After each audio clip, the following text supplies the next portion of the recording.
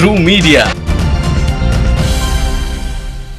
दोस्तों, आज हमारे बीच फिल्म अभिनेता, प्रसिद्ध साहित्यकार, स्क्रिप्ट लेखक, कई सीरियल में काम कर चुके और म्यूज़िक और स्टेज शो में इनकी बहुत रुचि है, मंच संचालन भी करते हैं। हमारे बीच उपस्थित है। आज हम इनका ट्रू मीडिया के माध्यम से साक्षात्कार लेना चाहते हैं। तो शकील वारसी जी, आपका बहुत बहुत स्वागत है, आपका बहुत बहुत अभिनंदन है। बहुत बहुत शुक्रिया, नमस्कार। और मैं आपका धन्यवाद देता हूँ, शुक्रगुजार हूँ। आपने मुझे बुलाया, मुझसे बात कर रहे हैं, इस बात का शुक्रिया। शकील वारसी जी, आपकी जीवन यात्रा, आपकी फिल्मी यात्रा कैसे बन गई? अर्थात आप फिल्मों में किस प्रकार आ गए, किस प्रकार आपने जीवन को जिया और किस प्रकार आपकी शुरुआत फिल्मों के लिए हुई? देखिए, ऐसा है कि एजुकेशन तो मुंबई में ही हुई, ग्रेजुएशन किया और उसी वक्त से स्टेज में दिलचस्पी थी, थिएटर, नाटक।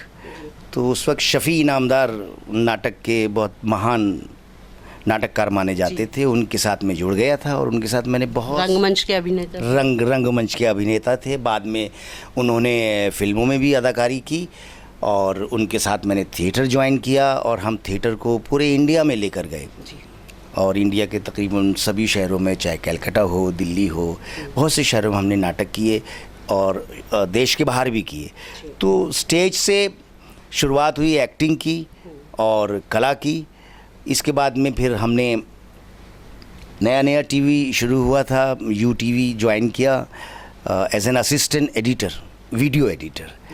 तो वीडियो एडिटिंग में शांति पहला डेली शो था, जिस दोपहर में आता था। जी हाँ। और गृहिणियों के मनोरंजन का पूरा साधन था। जी। तो उस शांति में मंदिरा बेदी थी और पहला शो था जो रोज़ आता था।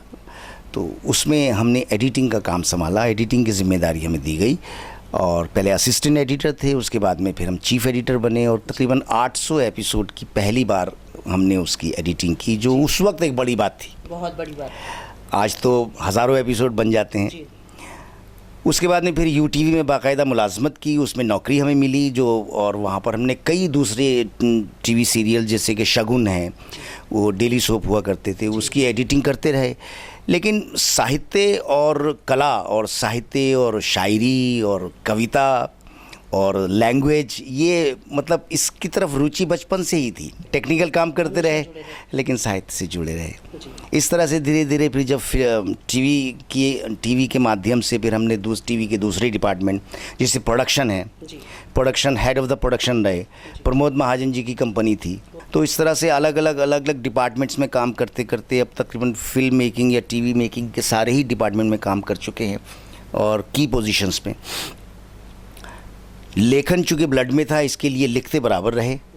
और अब उसके बाद में म्यूज़िक का शौक़ रहा हमेशा, म्यूज़िक सुनना, अच्छी म्यूज़िक सुनना, चाहे वो गज़ल हो, चाहे वो भजन हो, चाहे वो गीत हो। अनूप जलोटा जी का जो भजन है, लागी ऐसी लगन, मीरा हो गई मगन, तो उसको तो आज भी सुनते हैं तो अच्छा लगता है। मोहम्मद रफ़ी साहब, और इस तरह से गज़ल के लिए हम शो करते रहे और गज़ल में हमने बेगम अख्तर को याद करते हुए गज़ल के शोज़ किए और उसकी संचालन भी मैं ख़ुद करता था, उसकी स्क्रिप्टिंग मैं ख़ुद करता हूँ, आज भी करता हूँ। तो यही ज़िंदगी है, कला और साहित्य और अदब, शायरी, ये मेरा ऐसा विश्वास है कि समाज के लिए उतना ही ज़रूरी है जितना कि कोई और काम हो सकता है। अगला प्रश्न, इस समय देश एक विकट परिस्थिति से जूझ रहा है, जो कि शत्रु पक्ष ने हमें दिया, शत्रु देश ने हमको दिए, और कलाकारों से भी बार बार यही प्रश्न किए जा रहे हैं कि क्या पाकिस्तान के कलाकारों के साथ आपको काम करना चाहिए कि नहीं। तो उसके कई प्रकार के लोगों के संदेश आ रहे हैं, जिससे कुछ मनमुटाव भी हो रहे हैं देश में। तो इस विषय में आप क्या कहना चाहेंगे? देश के संदर्भ में आप क्या कहना चाहेंगे? देश के सैनिकों के विषय में आप क्या कहना चाहेंगे? इस विषय में आप हमें कुछ बताएं।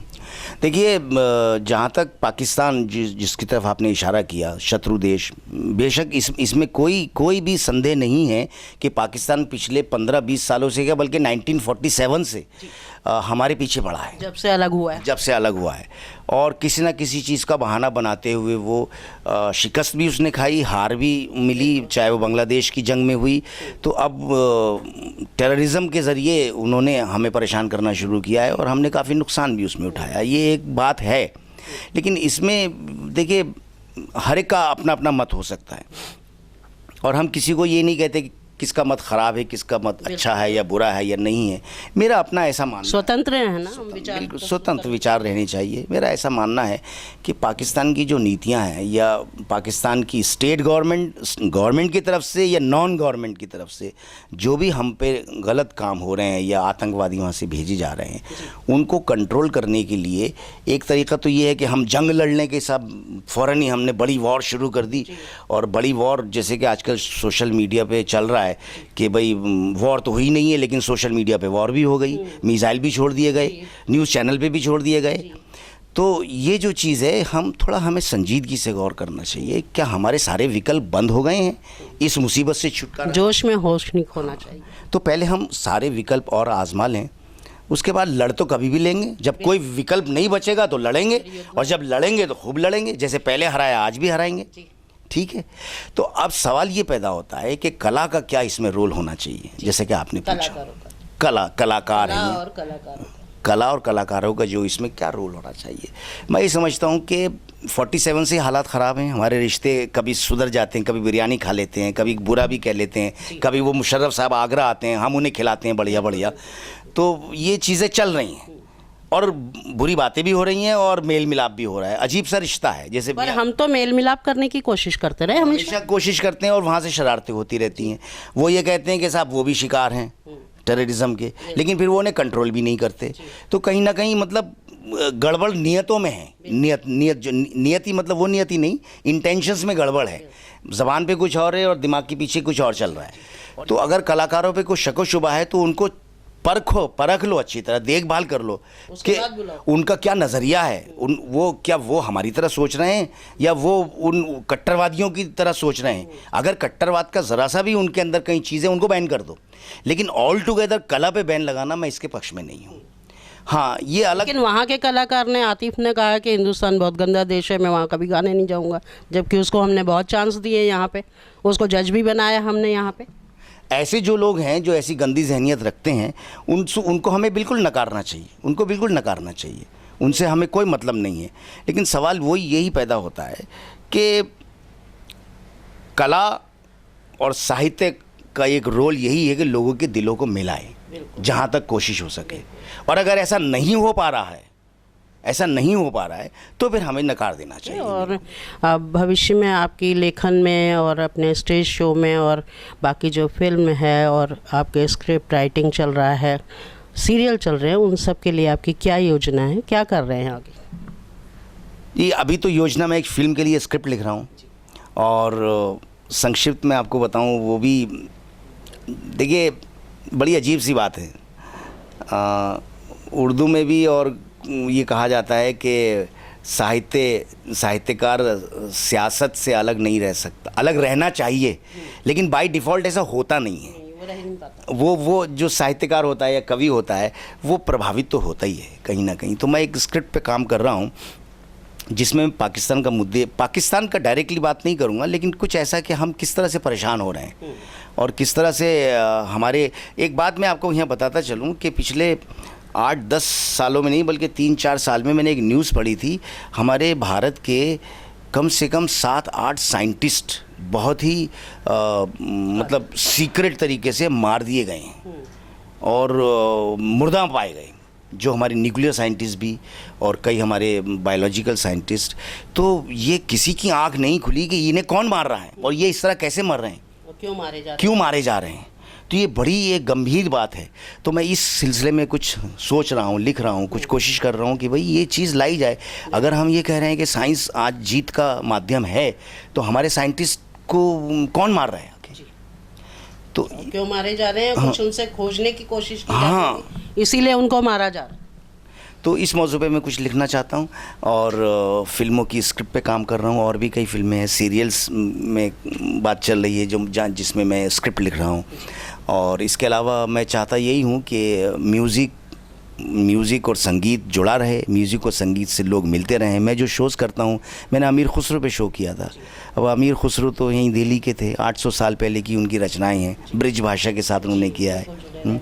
ज़िहाले मिस्की मकुन तगाफुल दुराए नैना, पर्शियन को ब्रिज भाषा दुराए नैना बनाए बतियाँ, किताब हिजरा नदारा मैजा नली हो काहे लगाए छतियाँ।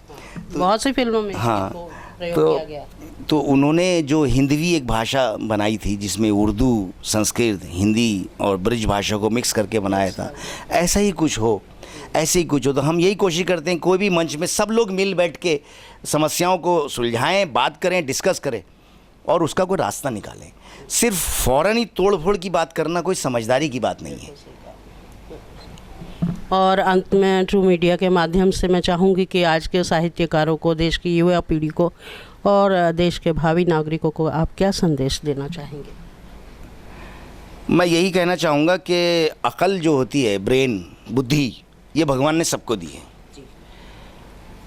और इसीलिए इंसान सारे जीवों से ऊपर है कि उसको बुद्धि मिली है, विवेक मिला है।